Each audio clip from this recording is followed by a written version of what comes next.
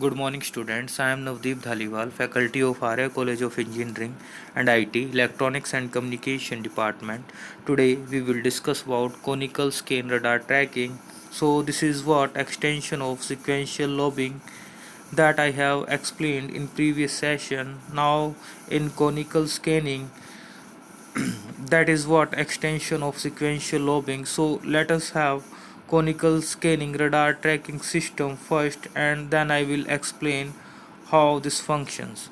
So these are my session outlines. First we will discuss about block diagram of conical scan radar tracking system, and then we will discuss about working of conical scan radar system, and at the end we will discuss about some advantages and disadvantages of conical scan radar tracking system.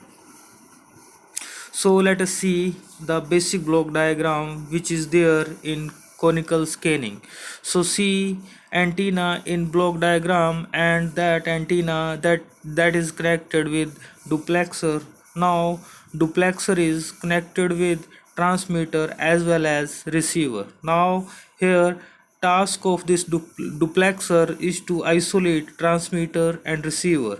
And one more thing, that is when transmitter is sending signal, at the time receiver will not receive signal, and when receiver will receiving signal, at the time transmitter does not transmit signal. So that is what the basic task which duplexer needs to take care with the system. So it will be isolating transmitter and receiver. The reason is transmitting system that is functioning at extremely high power, and receiving system is working with low power. So duplexer will isolate transmitter and receiver. Now here the receiver which is there with us, that will be automatic gain control receiver. So this receiver will be automatic gain control receiver. Now basically when we talk about automatic gain control receiver, what it does, it controls gain of system. Now what happens if we receive weak signal by antenna, then AGC will increase its gain, and as if you receive strong signal from antenna, in that case AGC will decrease its gain. So AGC, automatic gain control, ultimately controls gain for weaker signal reception. It will be increases its gain, and for stronger signal reception it will be decreasing its gain. Now then after there is detector which is envelope detector. So this is what envelope detector, that is to detect envelope of received signal. So here envelope detector is being utilized to detect envelope of received signal. And then after there is range gate which will justify what is range. Then after received signal, that will be having information regarding type of signal that has been received and what is the position of target. Now based on that received signal, there will be two different informations.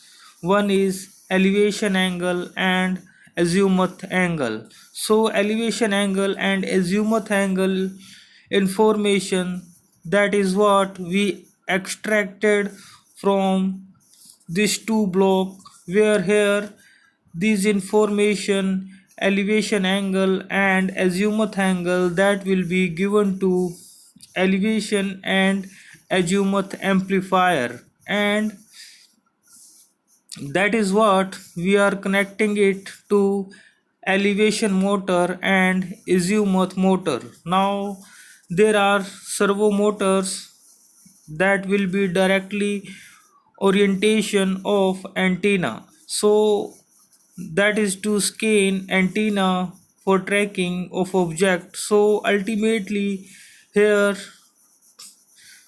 there are two angles that has been tracked out by this motors. One is elevation motor and second is azimuth motor. So azimuth motor, that is what given its feedback to the elevation angle, and by comparing these two data it will be generating signal that gives idea about what should be the orientation by that motor. So ultimately there are two angles that has been controlled. One is elevation angle and second is azimuth angle. So ultimately here what we do is there are three motors. One is scanning motor, second is azimuth motor, and third is elevation angle motor. So by controlling these three motor we can be able to direct antenna in such a way we can track object. So this is what the basic this basic diagram which is there with conical scanning. Now let us try to understand how conical scanning function. So when we functioning of conical scanning, this is my radar system, and what happens here is if I say my target that is at target axis, so initially target is at the target axis. So in that case this received signal that is what based on target axis, and as it is there on target axis there will be maximum received signal and with minimum azimuth angle and elevation angle error. So if this target that is there on target axis, then azimuth error angle and elevation error angle is minimum.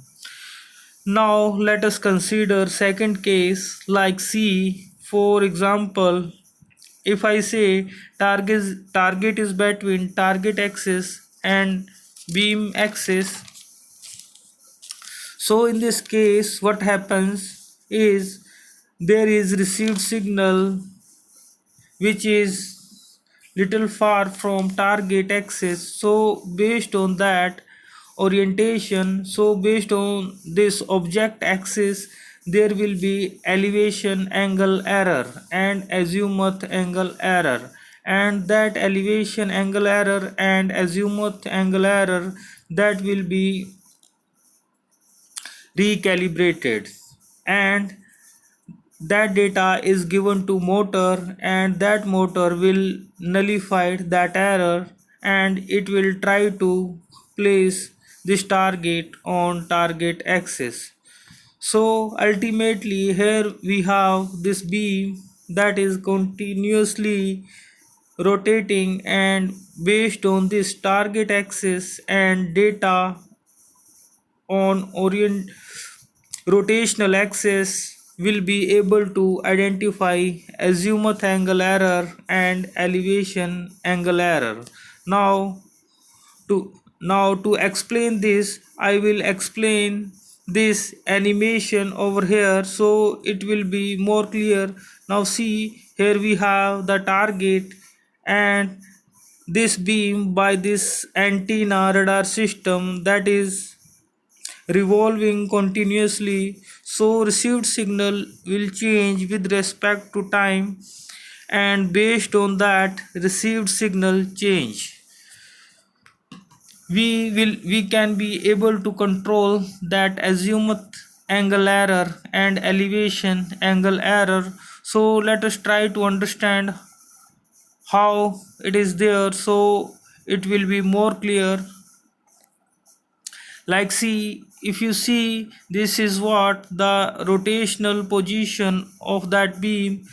So by this blue color beam of getting revolved on this, so we have target at 270 degree. Now what happened when this blue line that is going nearer to this target, this amplitude is increasing. So this amplitude that is increases as the beam is moving nearer to target, and as this beam that is moving far from target, then the amplitude is decreasing.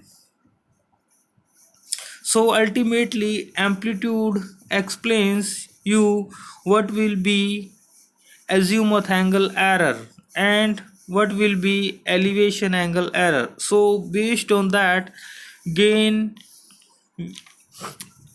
based on that again we can recalibrate our antenna to nullify that azimuth angle error and elevation angle error, and we can be able to track exact position of target.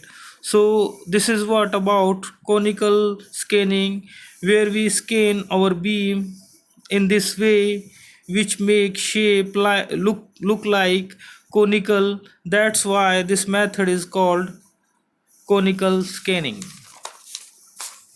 and that's why extension and that is what extension of sequential lobing.